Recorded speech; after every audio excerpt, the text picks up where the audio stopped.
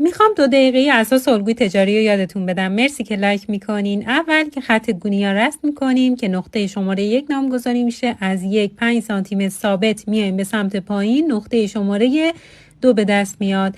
از نقطه شماره 2 یه خط صاف به سمت چپ میکشیم. از نقطه شماره 1 به اندازه 7 سانت ثابت به سمت چپ میریم و خط گردن اینجا به وجود میاد. از شماره 2 به اندازه 1/2 شانه به شانه به سمت چپ میریم.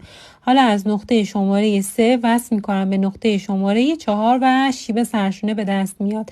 از 2 سانتی متر ثابت به سمت پایین میام و 1 سانت صاف به سمت داخل میرم و هلال حلقه گردن جلو رو رسم میکنم.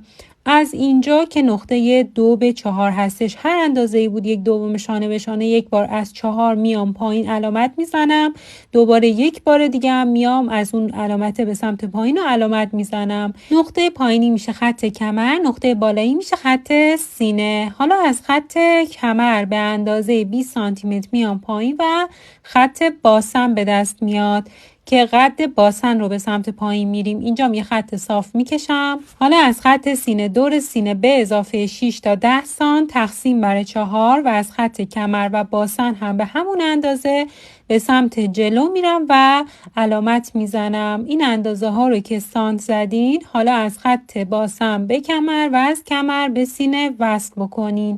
به این شکل خط پهلو رسم شده. از نقطه شماره 4 به اندازه 2 سانتی متر به سمت داخل میرم و نقطه شماره 6 به دست میاد. حالا از نقطه شماره 6 یه خط کاملا عمود و صاف به سمت پایین رسم میکنم و این اندازه رو تقسیم بر 3 میکنم که شماره 7، 8 و 9 من به دست میاد. از نقطه شماره 4 وصل میکنم به نقطه 7 و از قسمت پهلو وصل میکنم به صورت هلال به نقطه شماره 8 و هلال حلقه آستین طراحی شده. الان قسمت جلو طراحی شده، قسمت پشت هم به همین شکل طراحی میکنم، فقط یه تفاوت کوچیک توی حلقه آستین و گردن داره. از نقطه شماره 10 2 سانت میرم پایین و هلال گردن پشت رو اینجا طراحی میکنم.